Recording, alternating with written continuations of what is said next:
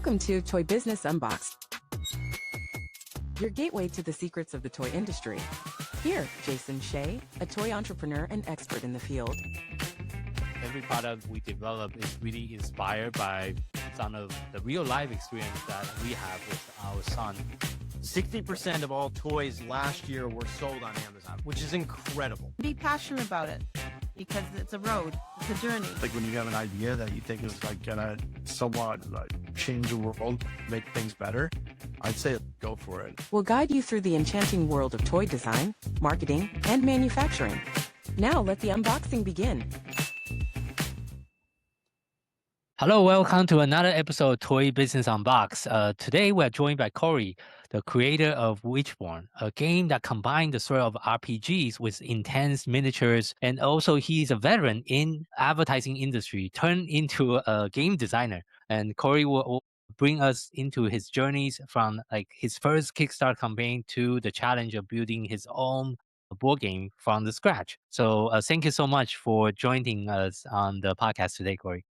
Thanks for having me. So Great. can you kind of first start out by sharing with our audience, how did you start like creating this board game of yours? Boy, it's a crazy long story. Since I've been little, I was creating games. I remember I was 5 years old and my dad and my older cousins were playing Risk, if you know that Yes, yeah. old board game. And they said, "Oh, you're too little to play this." And I insisted, and I beat them all. That time on, I just started inventing games.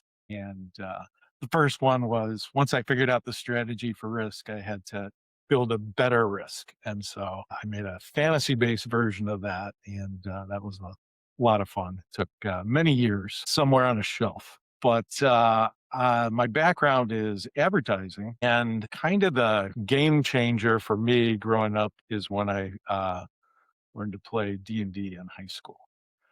You know, I'm just, background in comic books and that kind of stuff.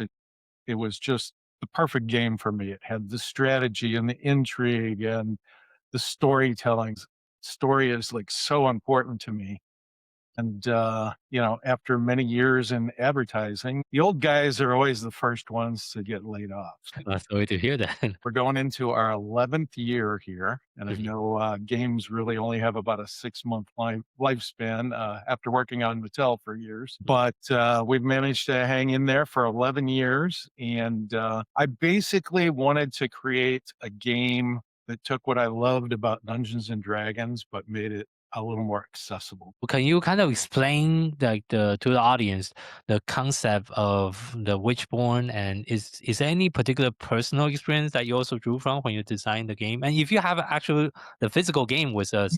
So the core set, this is kind of like the third version of it, but the core set is an edition with the pit, and that's kind of where you start. And so I guess for me, it's not so much about game mechanics that get in the way of playing role-playing games.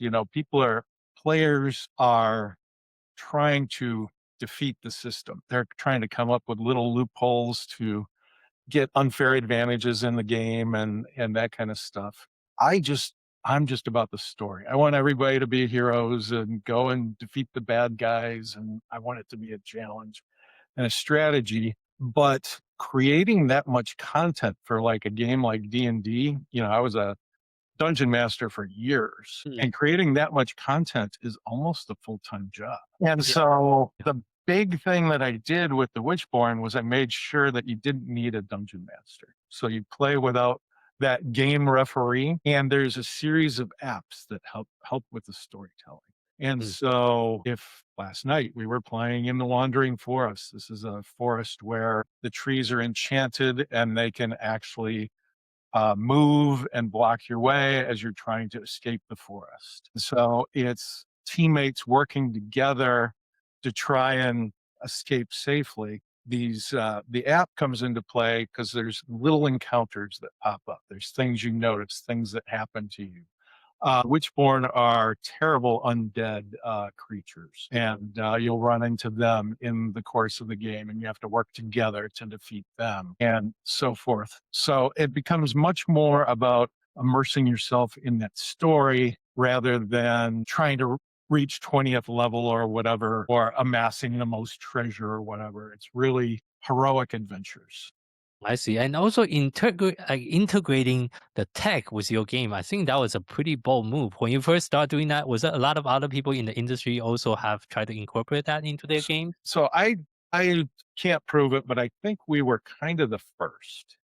And the reason being was we had like a deck of cards that had these random encounters, but you can only fit so much on a card, right? You can only Yeah, fit so much detail. And if you want to put monster statistics and you want to have the monsters have motivations of what they're doing, needed a way to make it run a little deeper. So last night we were playing Wandering Forest, and the encounters that pop up are totally random. So I'll hit draw. So you have the story. Okay. And so it'll have the information that I read to the players. And then depending on how they react to it, one person takes on the role of the marshal and they say, well, this happens, and that's explained down there. And if you run into a monster, let's go to one where we know there was a monster. There may be a picture Okay. and then the statistics for that monster that you're going to. I see. Okay. And so it's what makes the app so important to the game is we can play that same adventure, Wandering Forest, 17 times in a row, and there's so many different encounters that can happen. It's going to play differently every time. Or I can jump from Wandering Forest to Enter Perdition, to the Pit, to all these different adventures that we have, and they're always going to play different, even though you've played it maybe once before. And you're going to start to make friends with other characters and have comrades and work cooperatively together, which is really the ultimate goal of the game. I see.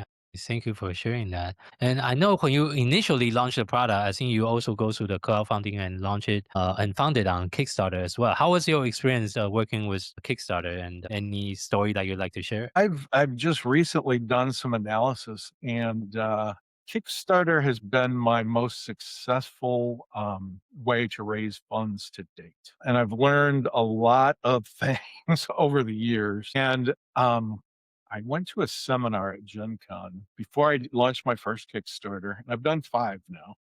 I went to a seminar and they said, figure out all your costs. And they said, packaging and shipping and everything. And then, the production, and multiply that by a minimum of 4, because that's what your MSRP is going to be. And man, is that true? Because the first couple Kickstarters, my goal was to break even. This was a hobby, right? This wasn't really a real business, where I was making a lot of money or anything. I was just trying to break even and I lost my shirt. I raised, I want to say on my second Kickstarter, I might have raised $20,000 or something like that. And it probably cost me 40 or 50 to fulfill everything, and it's like, okay, well, I'm just doing this out of the kindness of my heart. You get business smart after a while, but the other thing is you make relationships, right? You find somebody who's enthusiastic about your product, and maybe they can get you a deal on printing, or they can recommend, a better shipping source. Like when I broke into Kickstarter, like, I don't know, ShipStation existed. But ShipStation is like the greatest thing for an independent person, because you can get Amazon rate of pricing and on shipping. And man, I was paying some of these big boxes. These things are, Yeah, it's pretty big. Yeah. 10 pounds, there's a lot in there. I was paying $25, $30 to ship those out. So, with ShipStation, got it down, under 10 in most cases. And so it makes a huge difference, right? On your bottom line. You're not working for free. For sure. What are some of the major challenges that you encounter? It sounds like you mentioned about the shipping and also getting the right amount as far as the amount. Any other particular challenge you face? Yeah, the hardest thing I think for most people is there's a lot that goes into a game. You've got to know, writing, and marketing and photography and production and shipping. And I had kind of a head start because I was in advertising. This is like what I've worked towards all my life, right? I started off as a wannabe comic book artist. And so I went to school for illustration. And, Oh, and so I knew illustration, and I did some comics, and I did many years illustration, and I realized the computer was kind of where I wanted to be. And I kind of self-taught myself to be an advertising art director, and that's where my career really took off. But then I learned, you know, I had the privilege of working with some of the greatest photographers in the entire world because I was working on big brands like Goodyear and John Deere and Kraft Foods and different things. And so I worked with these geniuses and I learned photography and so much from them. And so now it's, now I can take, this is actually my daughter on the cover, right? I'm doing the photography, I'm doing the retouching, I'm doing all that stuff. So a person that's starting out on Kickstarter, they might not have access to all that. mm, But I will tell you that there are constantly people coming out of school who have great talents and they're looking for jobs. And you might be able to snag a really talented person and say, hey, I can't pay you, but if you do all the art, I will give you X. Or if you do all the, publishing or print production, I'll give you X, and so you can work out deals like that. A lot of people have asked me for advice. I'm like, well, I do it myself, but go talk to my friend here who's going to be doing a Kickstarter and he needs help with photography. And if you want to be a photographer, go do photography. yeah, and that's also a different way to really leverage the global economy, and you can always hire people from overseas at with a much cheaper cost of living compared to United Yeah. States. Well, so, That's true. Like I've hired miniature sculptors in Italy, and miniature sculpting is very, very expensive because it's a very time consuming thing. But, mm, you find somebody who's willing to do it for maybe $100, $200 a figure. Now you can start to mass produce those and actually, you know, recoup the money. I see, I see. And I want to switch like our interview and talk more about the business aspect of the board game as well. What are some of the things that surprised you when you first started your own game company? Yeah. Well, everything surprised me, right? Okay. I am by nature a very shy person, and that does not help you. You've got to be aggressive. You've got to get multiple quotes on things. You can't be pushed over. They will tell you. I don't know. This is a good example. They will tell you things can't be done. Um, and the game uses really large maps, and I will not even be able to show this on screen. But this is one panel, and it folds out Whoa, it is very big. or this way, and then it's double the height of that. It takes up Oh. like an entire kitchen table. It's Whoa, okay, okay. kind of the design, and they're all double-sided too. Oh, whoa, okay, yeah. And so I can't tell you how many people said that can't be done. And I said, oh, where there's a will, there is a way.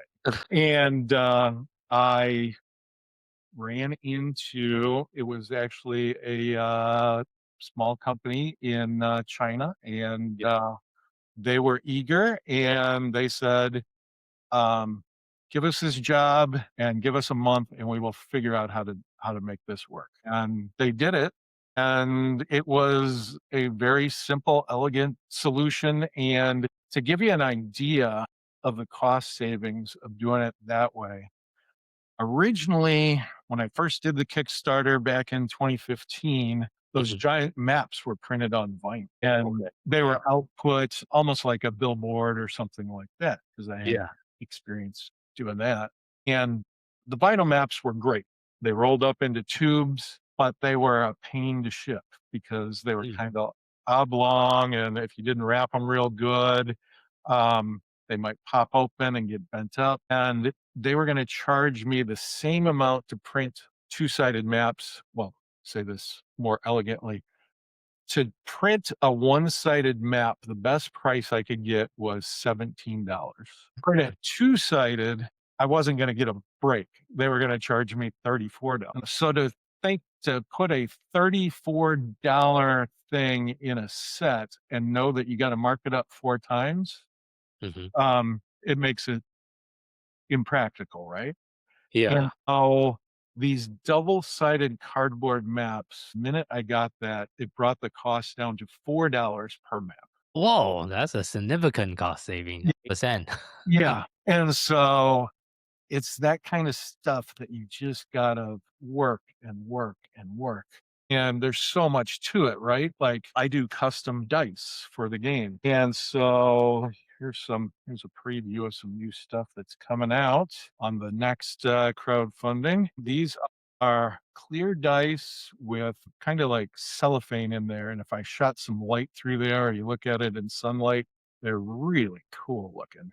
But to find somebody who can do that kind of stuff, that's, that's half the battle. And then do it effectively. Here was another, this can't be done. I designed like a really weird pip on these dice that wraps around. So it's a little. Very interesting. Okay, for all this, if you want to see what it look like, please visit our YouTube channel. It's really hard to describe. Can you try to describe this dice that you're holding up? Yeah, rather than little circles for the pips, it is little grooves. And so I'm holding up like the side with a 6, and the side with the 6, the little grooves wrap around to the side with a 3 on it, and there's only 3 grooves on that side. And they told me that absolutely couldn't be done. And I said, oh, yeah, it can be done. And so again, find a place that is willing to listen to you. And I don't mind paying a little bit extra. Yeah. I get something that's unique and different and exciting. And I mean, a set of those, you get 5 dice with those. A set of those cost me about $1 to produce. Oh, okay. And then I can turn around and sell it for, $10. And so, because it has a perceived value, and so it's profitable. Yeah, and I think your games seem around like a dark fantasy game, if I describe it. Yeah, the idea behind it, the Witchborn are basically in game. There was this terrible thing called the Cataclysm, and it opened a rift between worlds. And these dark spirits can enter our world, and they can inhabit any fresh corpse. So it's kind of like a zombie vampire. Zombie vampire. Okay. And it's very dark because you basically have to learn to band together and fight these things. And the goal of the game is to kind of take the world back from the Witchborn. What gets a little disturbing when you're playing the game is if one of the characters dies in game, like one of your friends dies in game, they become Witchborn and they turn on you. That's a very unique twist. And so it's very upsetting to players when they become Witchborn. So everybody controls more than one character because we know it's inevitable that somebody's going to die. And that's one of the things that's decided by the app. If you get wounded, your arm might get lopped off, your eye might get poked out, you might just be knocked out. That's the most common thing. But very rarely your character may die from a wound.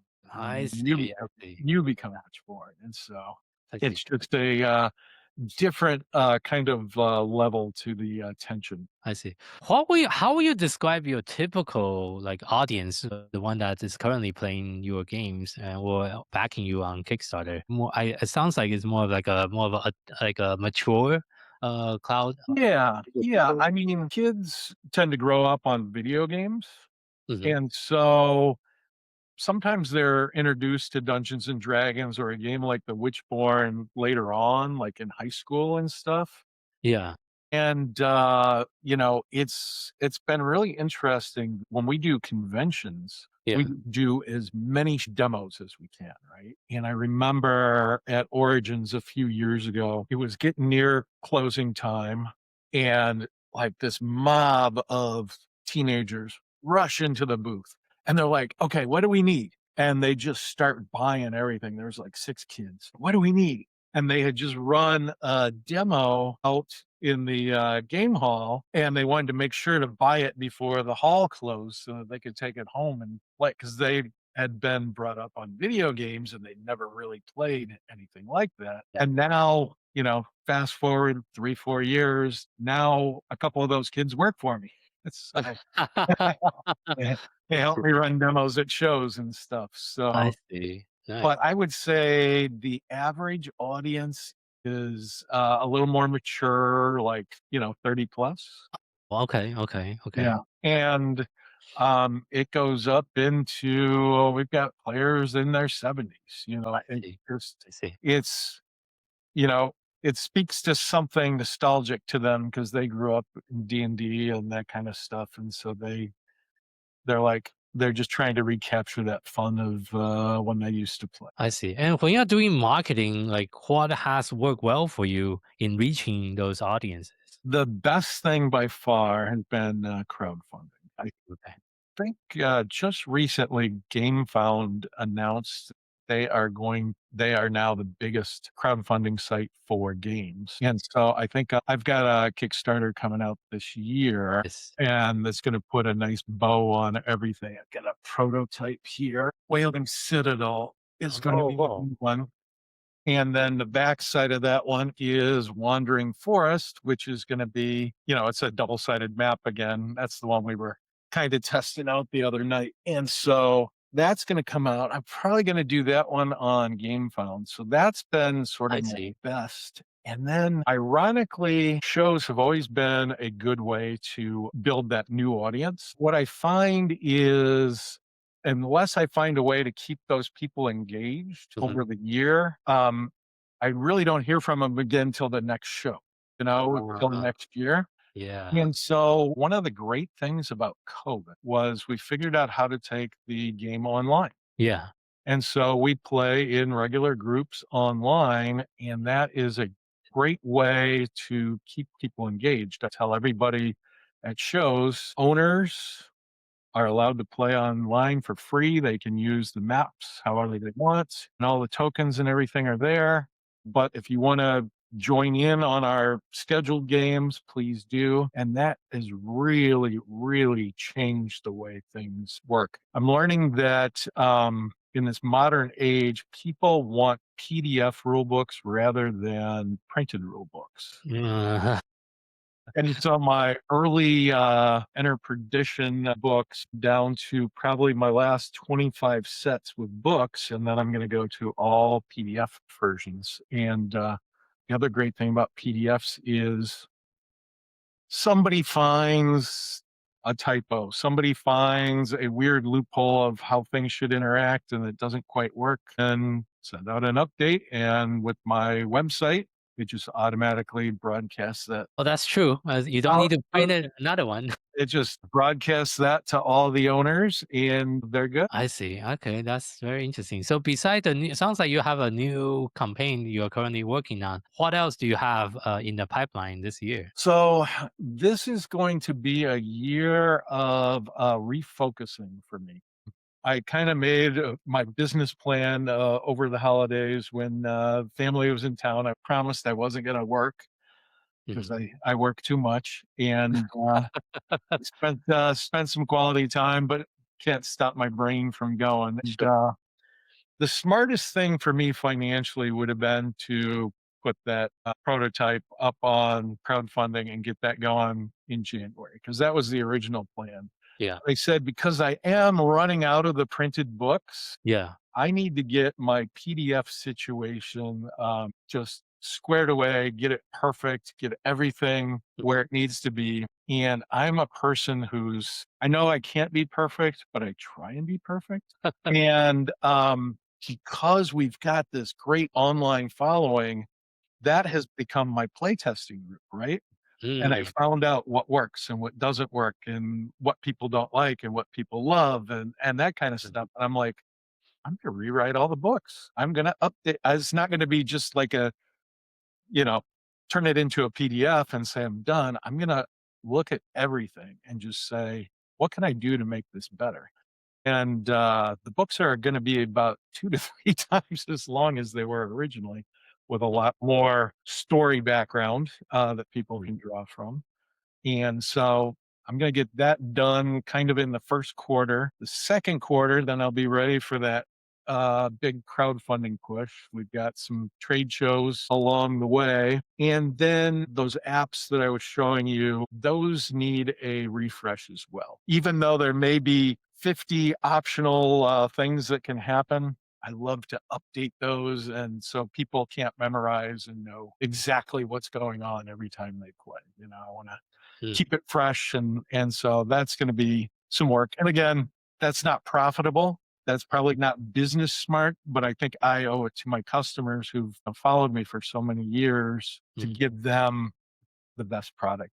I see. That sounds like a very meaningful project for the brand, for sure. And as well, wrapping up today's interview, if you have to share just one piece of advice with someone that's getting started in the toys or game industry, what would that be? Don't have people tell you no. It can always be done. And if you are passionate and you care, you can figure out a way to get it done. And if I listen to all the bad advice I got over the last 10, 11 years, this crazy little hobby that started in my basement would not be a brand being played in Europe and Australia and Japan and, all the United States and Canada. It's something you got to be passionate about and push through. For sure. Thank you that's a really good piece of advice there for the listener. And for our listeners, thank you so much for tuning in to today's episode of Toy Business Unboxed podcast. We hope you have enjoyed today's conversation and find it insightful and inspiring. If you like what you have heard, be sure to subscribe to our podcast on your favorite platform so you never miss an episode. We really appreciate your support and would love it if you can leave us a review and share the podcast with your friend and colleague. For more resources, tips, and the latest update within the toys and game industry, visit our website at toy-launch.com. Join the conversation and connect with us on social media using hashtag ToyBusinessUnboxed. We'd love to hear your feedback and suggestions for future episodes. Until next time, keep innovating, keep creating, and keep bringing joy to toys. This is Jason Shea signing off on the Toy Business Unboxed podcast. We'll see you in the next episode. Thank you so much, everyone.